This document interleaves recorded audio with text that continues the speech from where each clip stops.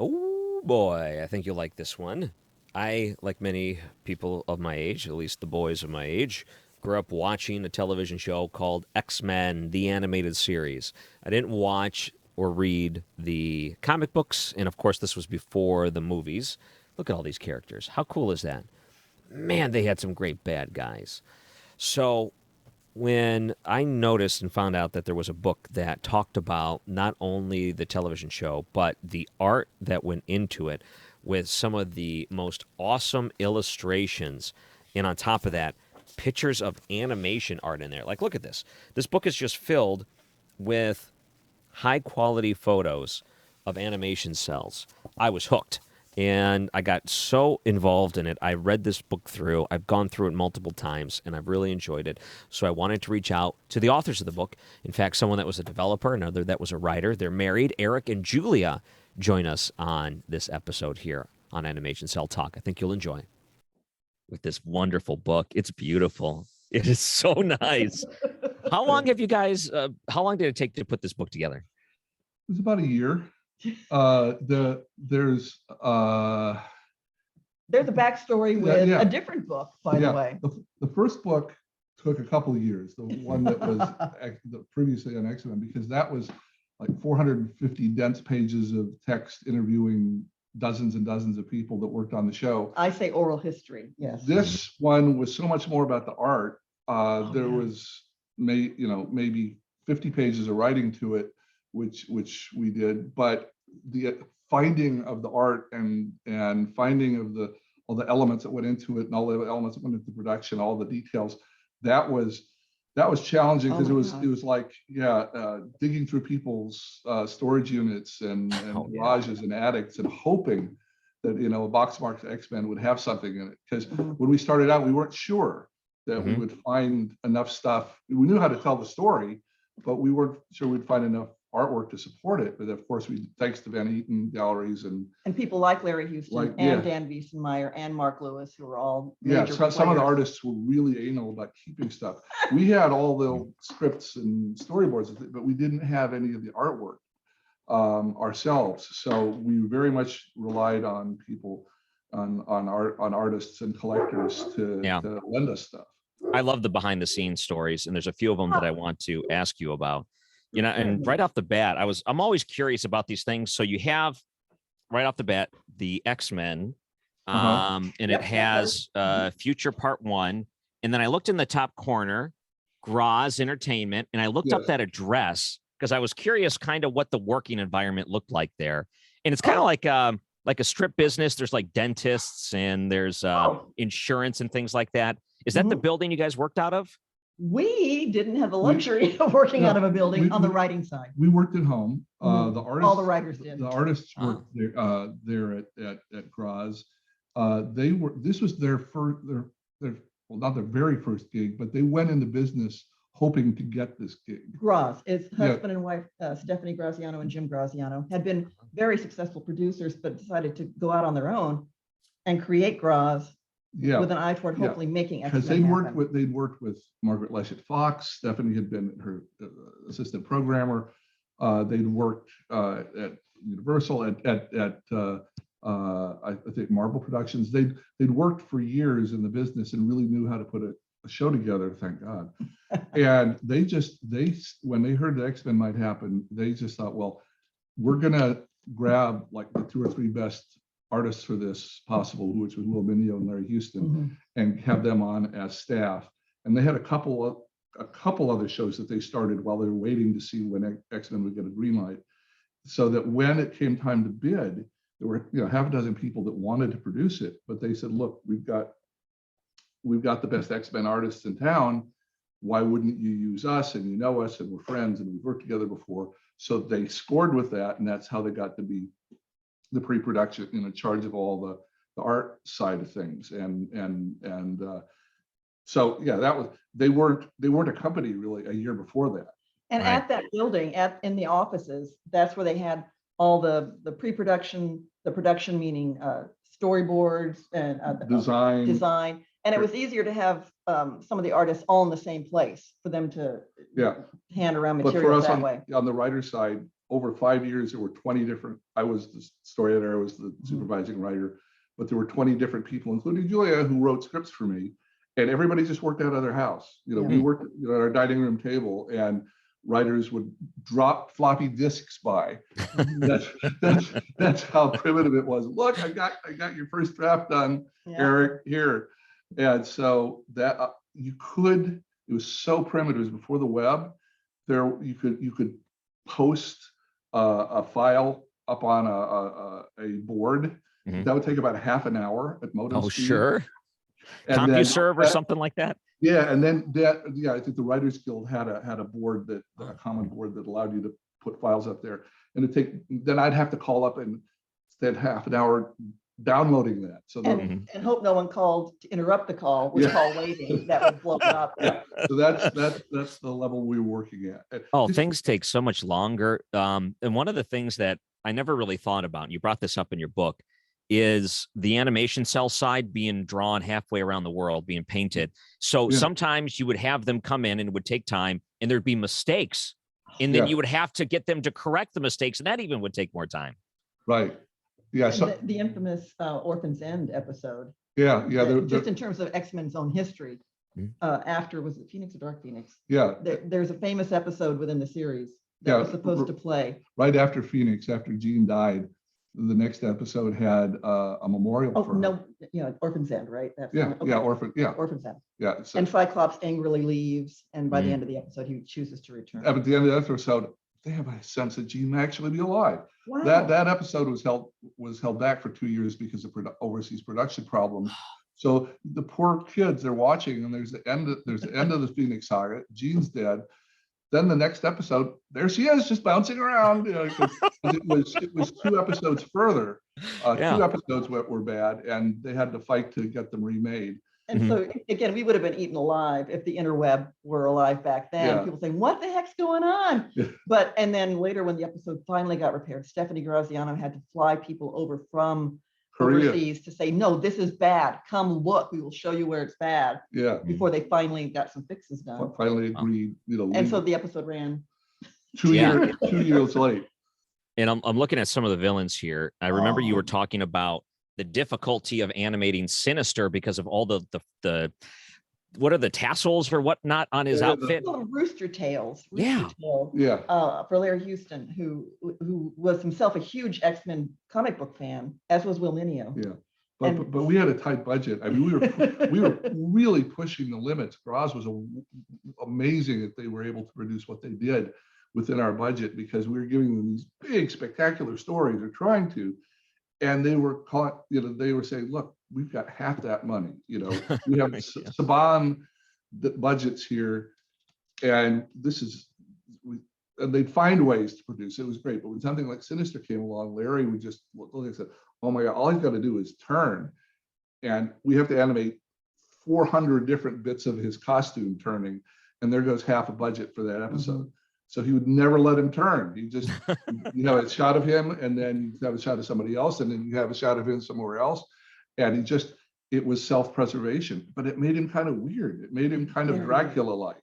He would come forward and back out. Yeah, he'd come forward and back out. He'd come out of a shadow, and that way you didn't have to animate. And the idea that all that stuff was hand painted, and you would be like hand painting a 1/12 of a second, might be 8 or 9 different paintings on top of each other. The background, 3 or 4 characters, props, special effects, and so you get 8 or 9 of those paintings together. You'd snap it. Okay, there's a 1/12 of a second. Right. So literally hundreds of thousands of paintings per episode, which is crazy to think about in terms of manpower. And sadly, here in the year 2022, looking back on all this, it wasn't saved. The materials themselves, they were. As you probably know, 99% of the cells are just gone. Yeah. People couldn't afford to keep them. Yeah, that really is a shame, because I think a lot of times they say the studios never thought of that as valuable, or people would have any interest in that sort of thing as a hobby. So they didn't think that they could monetize it. Well, I guess Ninja Turtles was one of those examples where someone bought a mass amount of cells to try to sell at Toys R Us's and places like that. And it had some success, but then a lot of people report, after time, it was on the discount racks because there wasn't enough. And that might have played a factor into why some studios thought that, oh, maybe we don't do it. It might not be worth our time. But now we look back at it and we're like, oh, I wish they would have preserved it. Oh Well, man, so much of that.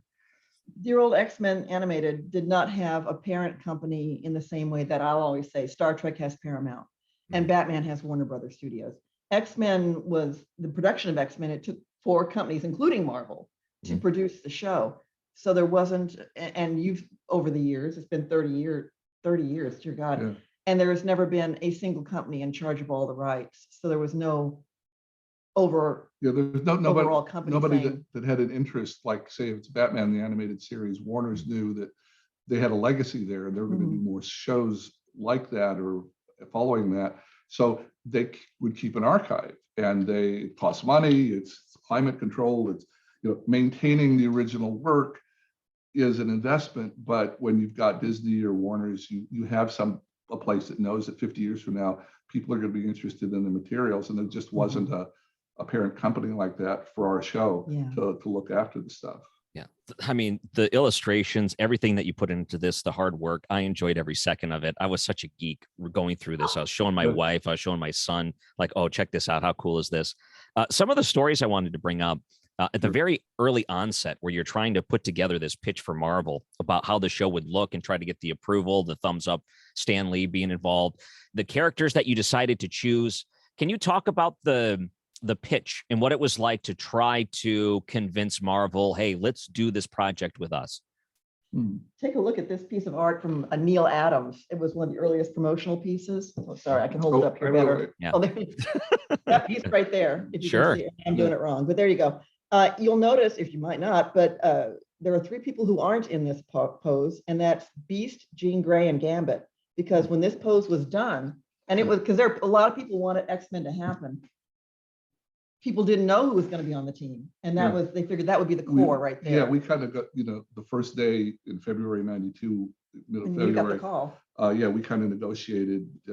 Who did the writers think might be a good team? Who did Marvel think might be a good team? Who did Fox think might be a good team? So we all got 2 cents worth in there at the beginning, and then as we started writing, that's choice of the team. And as we started writing, some other characters like Beast kind of asserted themselves, who weren't agreed to on the first day, but everybody felt, okay, that's cool. But as far as the design choice, there were a number of months that went into, Fox negotiating with Marvel and talking about doing the show. And of course, Marvel was thrilled. They were a small company there, having some financial problems, kind of sliding towards bankruptcy.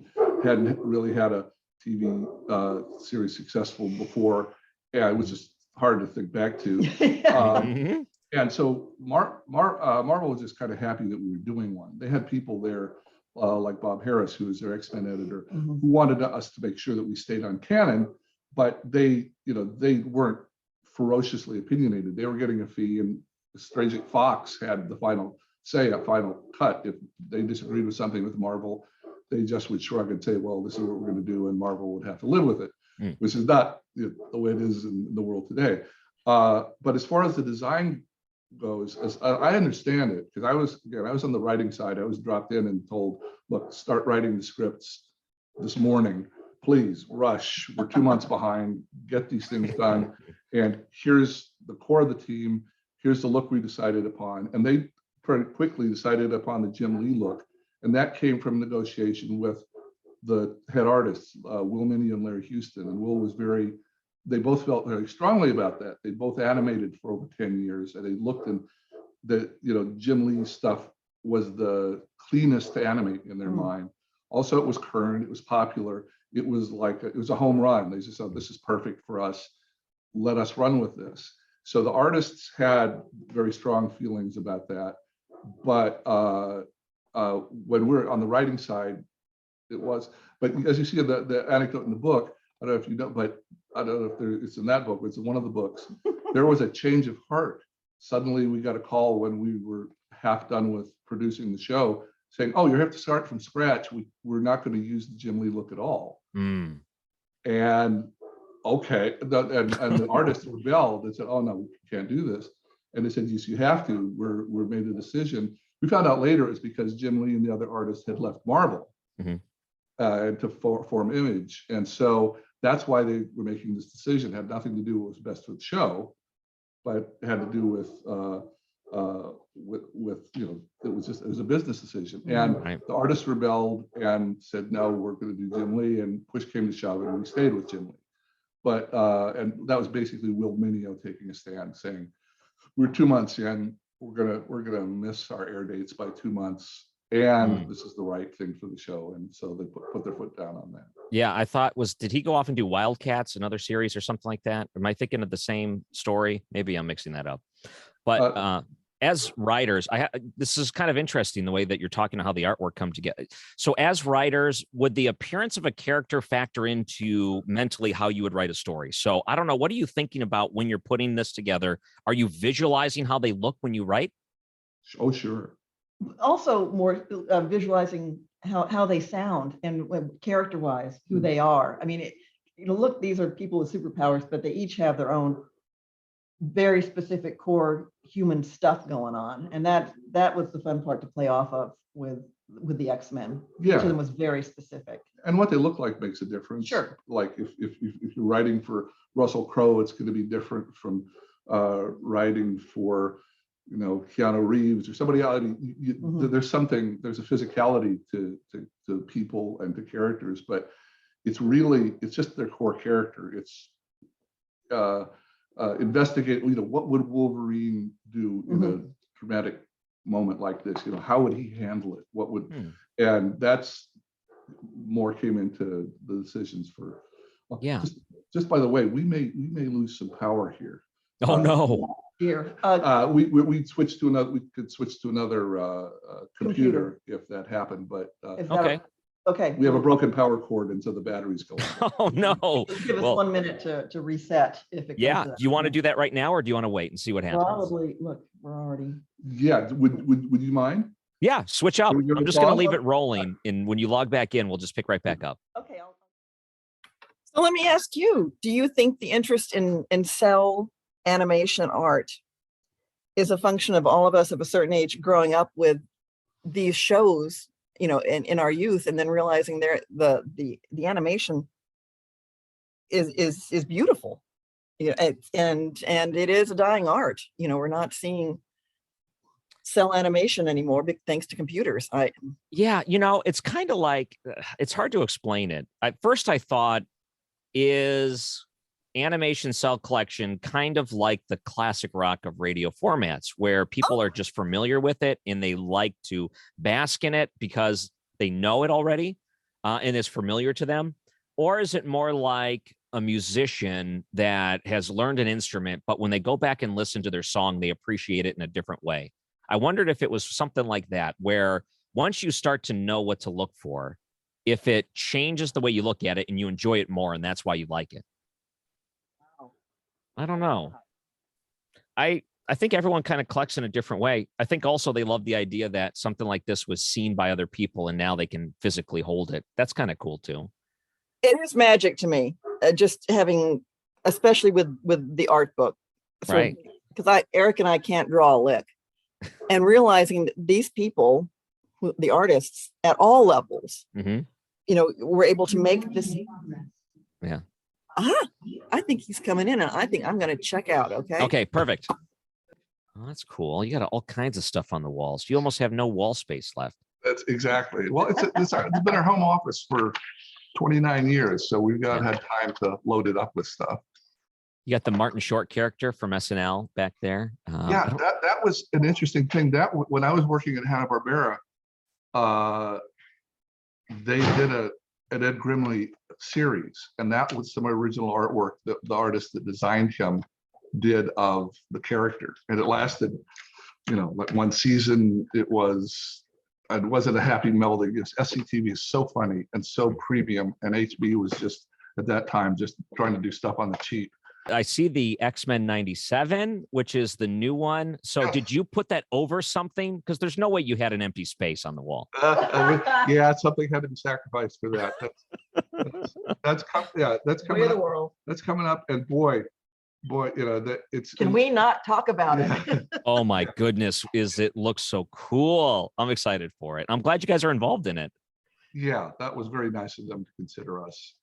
And Larry Houston. Yeah. The three of us have been approached which is, and hey, and that typically does not happen when, And when a project is and it's revisited. very much their show. I mean, it's like, 130 somethings who love our old show from 30 Mhm. years ago, Mhm. doing kind of like what we did back then. It's just kind of hoping it's a continuation of the series. So That's Yeah. exciting. yeah, so that Mhm. similar characters. So we're already Yeah. talking about it. We're not Yeah, supposed to. and we're so not going to, but we're excited. we're very excited. We like what we've seen so far. Yeah. And it's not a reboot. It's not a reimagining. Yeah. It's a continuation. Yeah. I know this is good. This happens in sports all the time when they ask a player something they're not supposed to talk about. They say, we just do it one game at a time. So I know how it goes. But I think people are excited. Just the littlest things like the theme song get people excited. So when this drops, people are just going to love it. I'm absolutely going to love it. I hope so. I truly hope so. And for people who, good Lord, you and I met each other through Twitter, and Twitter can be a scary place. But I just want folks to, if you loved X-Men, the animated series, it's still there. It hasn't gone anywhere. And thanks to Disney Plus, it's available to you. If you love that show, it's still there. Yeah. And anything that happens with anything in any universe, cinema, animation, TV, whatever, that's over there. You Oh, don't yeah. have to love what you love what you love, and The- keep yourself open to loving new and more and Oh, different. yeah. So going back, I thought about this too, because in the book you talked about how the voice actors changed, where at first they kind of went with, here's what the traditional versus non-traditional. When voice actors, how does that factor into your writing? Because to me, it surprised me that the visual would factor into the writing. I would think the voice would be more of how you would dictate how a person acts, but maybe it's more visual than it is vocal, or do both play a factor into your writing? Oh, I think they both do. But to your point about that story, in most writing, you create a thing called sides, which are short little scenes for an actor to perform, to hear how they sound maybe in the character. And you've done that Yeah. at the beginning of the show, Yeah. and sent it up to Canada where all the voice talent was. Yeah, and they had not had an experience with wanting an adult dramatic sounding show. And so we got a very kiddie, Scooby-Doo-ish sounding X-Men group. And even though these were obviously A-level people up there, and people that had worked for Fox before, had done work on Beetlejuice, had done work on other shows. So it wasn't like they weren't up to it. They couldn't really believe until we set Larry and Sydney, a bunch of people up and spent a couple weeks just haranguing them, that we wanted as different sounding a group of characters as we did, as we were writing. And so they came around to that, and it became exciting for them, and the people that were wonderful. And then they may have even overcompensated and gotten more intense and more dramatic than we might have, been happy with at first. So that may have ended up being a really great initial failure and then reaction to it. But at first, yeah, they didn't get it on the first pass. Yeah. That nice story about Bob Harris and Cal Dodd. Oh yeah. What Bob Harris being a big muckety muck at Marvel Comics in New York, who went to Toronto. Yeah, he went to help and do the second row of casting with Sydney Iwater from Fox and Larry Houston, the producer. And they were up there, and Bob had grown up. He was, maybe in his late 30s at the time, grown up, had read every single X-Men book ever was. He was currently the head of like the supervising editor of all 4 X-Men books that were going out at the time. So he had lived with him for 25 years in his life. And he said, when he first heard an actor say X-Men lines, like Wolverine, Cal Dodd saying Wolverine lines, like the hair stand back on the back of his neck. So like, it was such a surreal experience. He'd been hearing these people internally his entire life. And so he knew them, he lived with them, and suddenly someone was voicing that. And he said it was the craziest, most surreal experience he'd ever had in his life. I think Sydney Iwater, Cal Dodd said, "So what's this guy like?" And Sydney Iwater said, "Well, he's feral." And Cal Dodd, just vamping, just started doing the growl. Yeah. Wow. Bob Harris got chills, because it's like, and for us, look, I'm not going to argue with Hugh Jackman or anybody in the series and the films, but I still hear Cal Dodd when I hear Wolverine, and I still hear Lenore Zann for Rogue, and I still hear George Buza for Beast. I hear, those are the voices I hear in my head when I see an X-Men.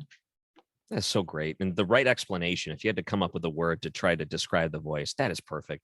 You know, and funny too. So the decision with Morph at the start, you kind of shock people in a series. It's two things that come to mind. You don't see that a lot in animation where a character is killed off so early.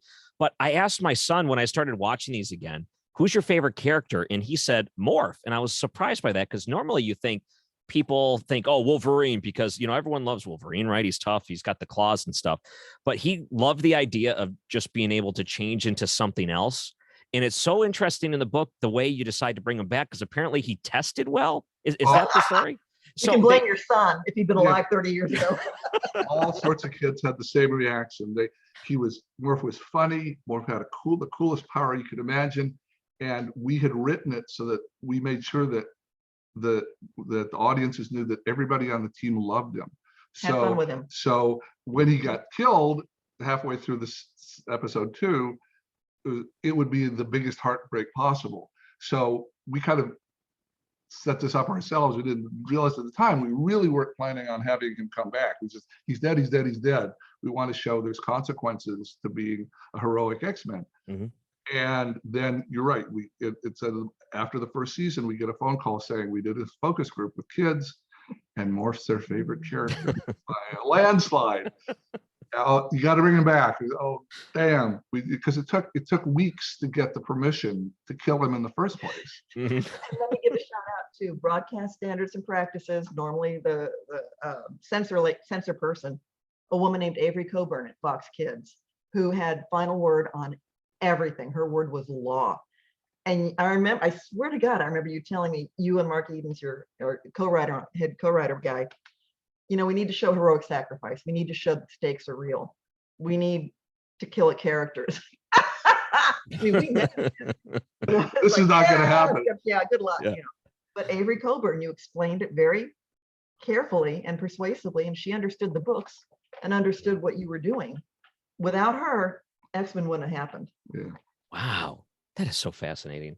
There's so many different stories to this and how it took off and how just so quick the success of the story and how that kind of changed the storytelling from season 1 to 2. So season 1 had a ongoing storyline, and then that kind of changed in season 2 where you had more individual, you had some things that were ongoing, but it was more individual standalone episodes.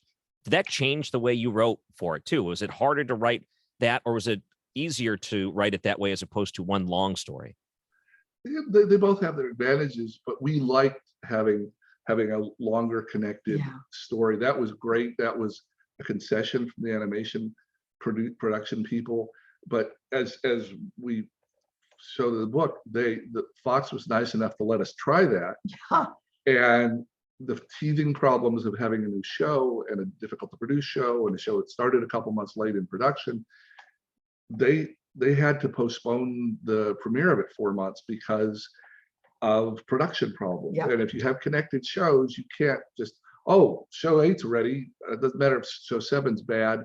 If it's going to take 2 months to fix show 7, you have to wait if they're in order. So that's the principal reason. In the old days of hand-painted animation, they would never let you do connected stories because they just couldn't rely on episode 2 being good in time for its time slot. So you have to delay episode 3 a month because 2's not working yet. It just was something they never allowed people to do. Margaret Lesh, to her credit, took a chance. President of Fox Kids. Let us do this.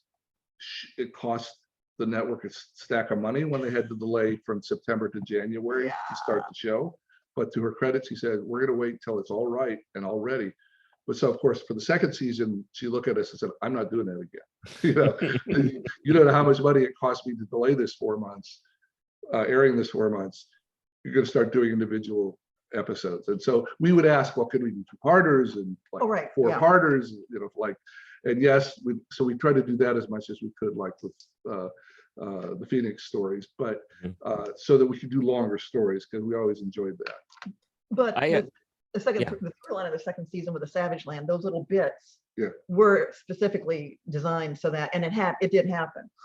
Episodes had to get swapped, so the Savage Land bit got to be consistent throughout the season because they could just pull that off Yeah, and put it on a different episode. they produced the little bits that were connected in the second season 1st, Mhm. so they knew those would be ready. The little 1-minute Savage Land stuff with Professor Xavier and Magneto, Mhm. and then they would do the full 20-minute episodes around that bit. And if, as you said, if the 4th episode wasn't ready, they'd still play the Savage Land bits in order, but they'd switch. And that way they had, in case there was a production problem, they had a backup. Mhm. But that was our kind of tricky way to get some continuity in the second season with all the stuff happening in the Savage Land. It's crafty. It's smart. Yeah. Modular. So you think the way, Anna, you think about the different streaming services today and the way that they release a series, all of them are ongoing storylines one after another, because a lot of times they realize people binge these things, and it's not built the way like X-Men was, where, so I'm thinking about the time frame where X-Men had an entire season that was one story after another. Can you think of any other animated series that were like that, or was X-Men just unique in that sense? I think we're pretty unique. Especially Yeah. at that time, if we're Yeah. talking 1992 to 97.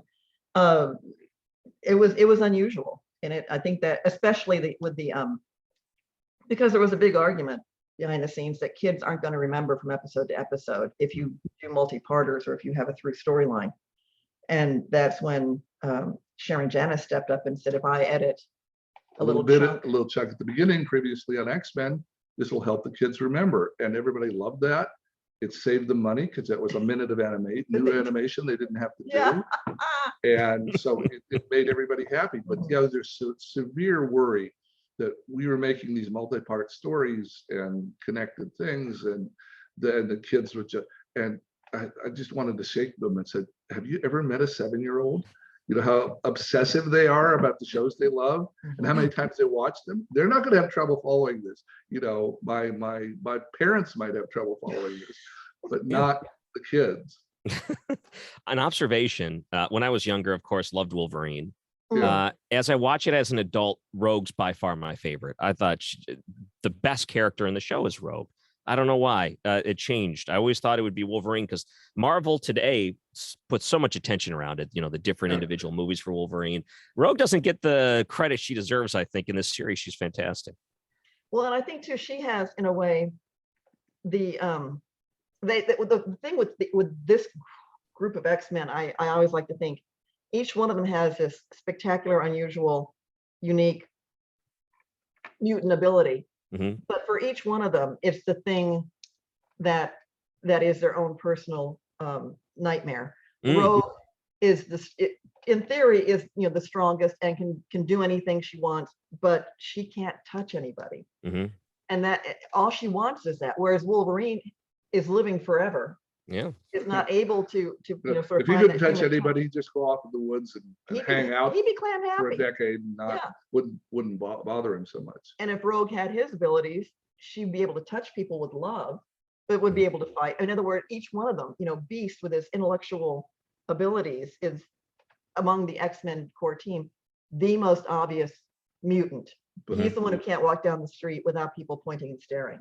And yet it all these things I just find fascinating. It makes the characters themselves made it much more fun to write. Oh my goodness, yeah. Much more fun to write. And you're right about Rogue. Yeah. In the movies, I think they tended to minimize her. They didn't know quite what to do with her.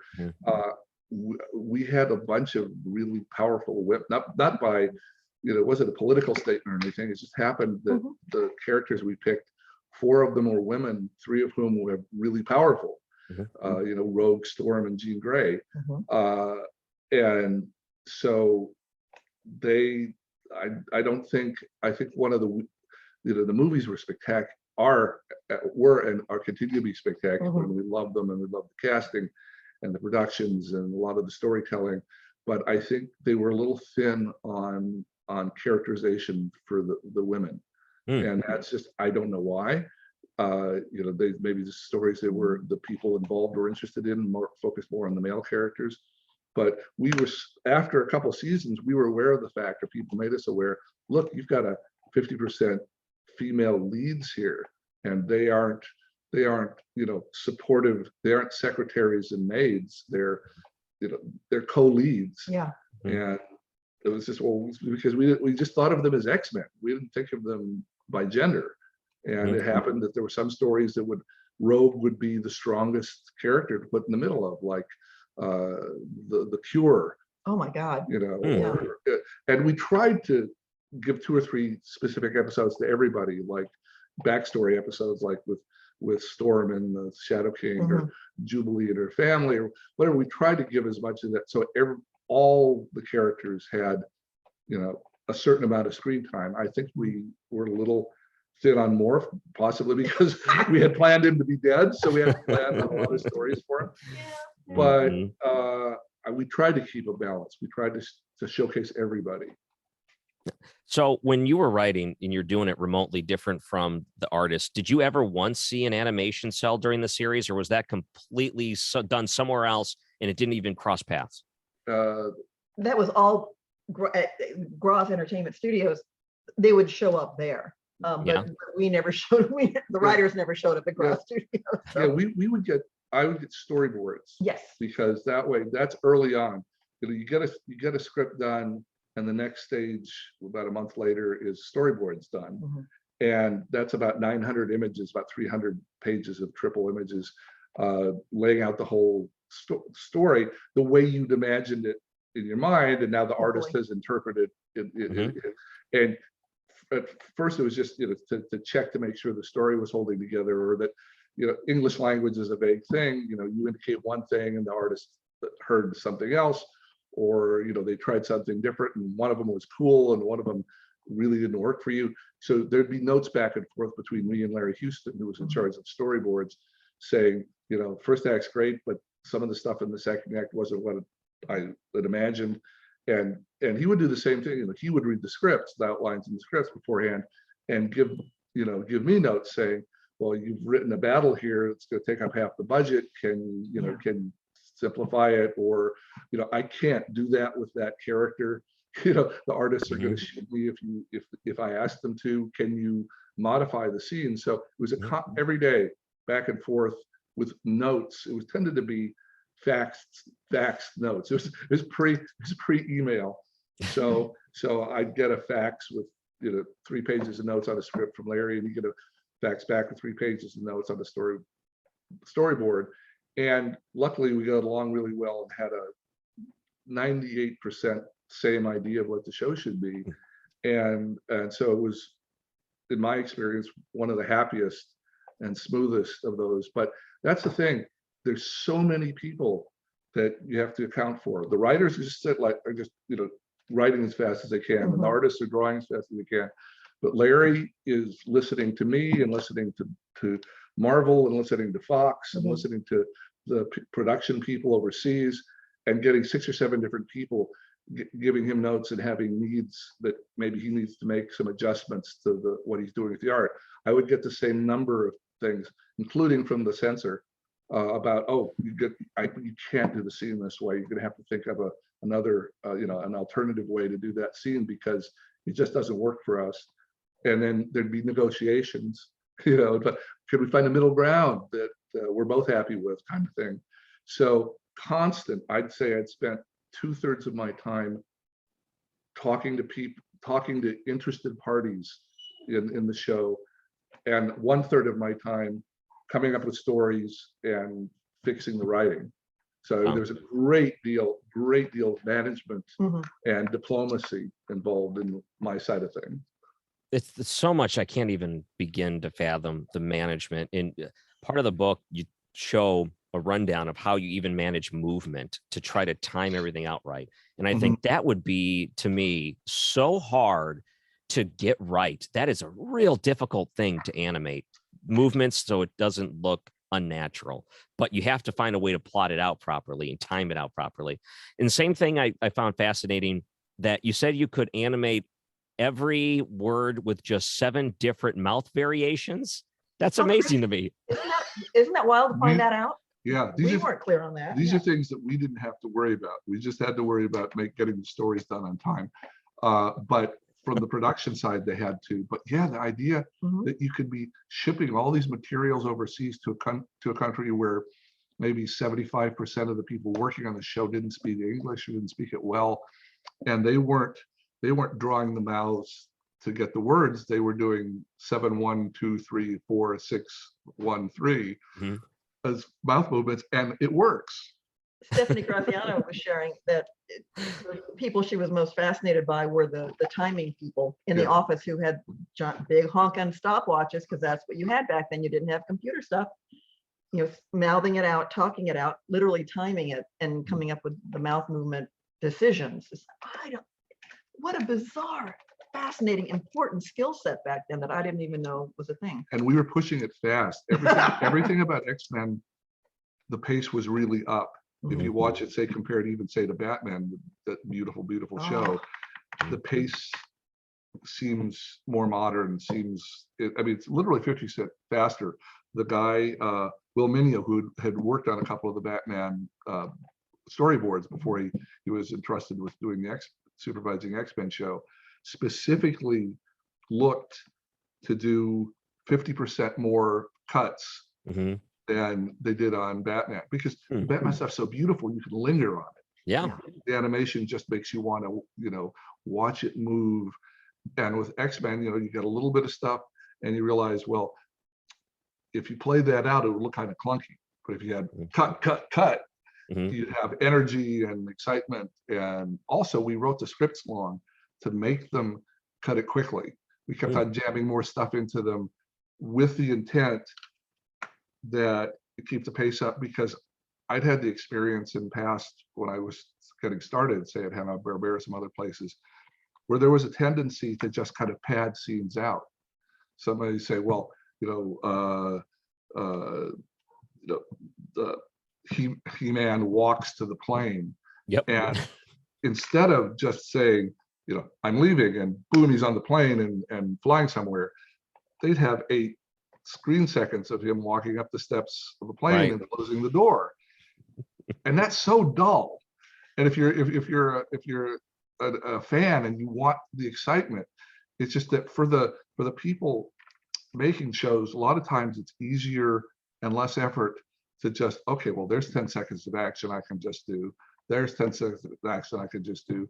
And you can get through the show easier. But we did the opposite. We made the scripts extra long and jammed stuff into it so that you'd have, action. Oh, you're already in the next scene. No time to pause and catch your breath. And part of that was us wanting the pace because it's exciting, and part of it was we're covering up. We don't have Batman's budget, so we're covering up the weaknesses, of the show. So the Eye the executive, you had that great. He had that great line though about Batman versus Superman. Batman versus X-Men. Yeah, he said Batman was cool jazz and X-Men was a garage band. Oh, interesting. I like that. This was my hat also. Cool. Up until about 8th grade, I think I wore this hat. I loved it. And it still has my home address. Of course, your parents will write it in there. So I have my address. And it's so funny. I look at these things. It's still their address, but the area code changed since then. So everything else is right. I was like, wow, man, this is amazing. But I used to wear this all the time up until about 9th grade. And then I can't remember if I went hatless after that. But I came across that and I thought I'd hold it up. I had the toys. Oh, that's so nice. Wonderful. That's wonderful. Before we forget, how far are you from Davenport, Iowa? Ooh, I've never been to Davenport, but probably not that far. I mean, I'm going to guess 5 hours. Let's see. That's just a guess. Why is that? Because of all places on the planet, we're going to be at a 3-day Comic-Con next week in Davenport, Iowa. Oh, that's cool. So if you could manage to drive up, we're going to be there. Okay. Or if you've got friends north of you in Missouri, make their way up to Davenport. What's it called? Planet Funk. Planet Funk. Cool. In Davenport, Iowa. Yeah, Friday, Saturday, Sunday. So you'll be talking about the series, mostly X-Men, but you were telling before we started recording, you also worked on Chip and Dale, and Disney's got that movie out. It's so Oh, good. yeah. So good. Do you get to talk about things like that, or is it one topic X-Men? At Davenport, we're actually going to have a panel about specific. our There's one panel that's crazy X-Men careers. and one panel about the other, 47 things we worked on Sure. over the career path. So That's so cool. So yeah, and when people come by our table to to buy a book or chat, or just say they like the show, Mhm. a lot of them want to talk. We have certain of our shows on a couple banners, and they say, "Oh yeah, Mummy's alive," or "Oh yeah, the Disney stuff," or whatever. They see something that we worked on and they want to talk about it. So it's not at all X-Men exclusive ever. That is so cool, though. I mean, you think about it, all the different memories I have of watching this show. And it's amazing the things that you retain, even watching it back. You're like, oh, I do remember that. It's been probably 30 years since I've seen it aired originally on television, but I still remember that going back. That Disney Plus is nice. You could just go back and bang out the episodes at your own convenience. And it's interesting, too. You realize you start to sympathize with people like Magneto in a way. The Marvel it's so interesting because Marvel has always done a great job of laying out I kind of understand where they're coming from. And that's got to be a big part of the writing as well, that you have to know it's more complex than just good and bad. It's definitely more than just, well, obviously he did something bad, so he's terrible, but there's so many other things that go into a storyline. Oh, what was that? It was interesting. We had a little, our connection's unstable. Or you just a little bit freeze on your part. But yeah, as far as sympathetic villains, I mean, it makes it so much more interesting and fun and satisfying for us to write them than just like, I'm bad, watch me hurt people. But you and Mark Eames made a very important decision at the beginning of the series to open not with good mutants versus bad mutants, bang, bang, bang, but to make it all mutants against terrified humans who had a legit issue, but chose to take it out on all mutants. So you didn't even introduce Magneto until the third episode. Yeah, and there was you established this universe where there was a lot of stuff going down. Yeah, where it was more focused on what it means, what life is like being a mutant, rather what life is like being a good guy or bad guy. Because we didn't want it. I mean, as much as I enjoy professional wrestling, I didn't Love want it. Sometimes superhero comics can just be who's going to pound on who this week. Yeah. Who's stronger than who, and that's not very interesting to write. The interesting stuff to write is I'm rogue and how do I fit in human society if I have this issue with myself that makes me so different. Those are the best stories. With wrestling, I love the villains more as an adult. When I was younger, I hated them. But if you turned heel now, I'm watching it, and sometimes you'll watch the old clips and I'll think, man, that was so fun to watch. They made it so much more enjoyable, and you get that when you're older, I guess. I just, there's so much to this. Is this the complete book, or are you going to work on another one in the future? That's pretty much. Well, I don't know what else is left to say. Be thrilled to work on one in the future. Let me just say that. Yeah. If somebody's offering. Yeah. How we got the job. So Eric wrote this book back in 2017, an oral history of the making of the show, calling it Previously on X-Men. And it was just us out there doing the con circuit saying, hey, look at this book. And then you got an email from the head of marketing at Marvel. And we'd done the first book without Marvel's permission. Because they weren't interested at the time. They didn't have the rights to the show all wrapped up. They hadn't bought Fox yet, or Disney hadn't bought Fox yet. And so we got the call, and we said, oh, is there a problem that we did a book on the show? No. We all got the book and we all loved the book. So now that the rights are back together, we want to do, top of our list that now that Disney Plus is coming out and we're going to show the show again, is to do a full-fledged color, expensive coffee table book about the art of the show. So that was the first book, got us the second book. Yeah, and we weren't sure. We jumped on, but we honestly didn't know if there was art to be found 30 years later. And we're extremely grateful to be able to find what we did find. Yeah. Yeah. Oh, and art by Larry Larry Houston. Houston and Rick Hoberg, original art on the cover and the back there. Yeah, those which I think are is both, fabulous. they both did both of those for the book. And there's So original art cool. from Will Mineo and Rick and Larry inside the book too. Yeah. So if you're a hardcore fan, we really tried to, because I'm a fan of stuff and I know the kind of things that excite me. You know, all the little Easter eggs that Larry put in there. I love that stuff, you know, seeing all those different characters. So we had a lot of fun doing this. Yeah, I think, is it scheduled the new series next year? Yeah. Sometime next 2023. year. Yeah. I hope you sell like 1 million of these when the series comes out. This is so cool. I hope there's so many people interested in this, that this is the first thing they look at. Well, we will say, and I can say that we've been told by folks who are working on the new series that they are fans of this book. Because honestly, there isn't another art book out there based on the animated series at all that I've been able to find, and I've been looking. So if you're a fan of the show, this is and you want to see what the art looks like, this is kind of the book you need to get. Yeah. I say. I love it. There's so many things that I learned too about, you know, I never really thought much about the background animation art and how it was, some of them are multi-layered. Sometimes you just think it's just a static drawing that they would lay the cells over, but then you look at it and you laid out how they could be multi-layered with equipment or, you know, shrubs, trees, all kinds of different things they can put in front of it. I learned so much from this book, and it made me better appreciate my cell collection just looking at the artwork that you compiled in this.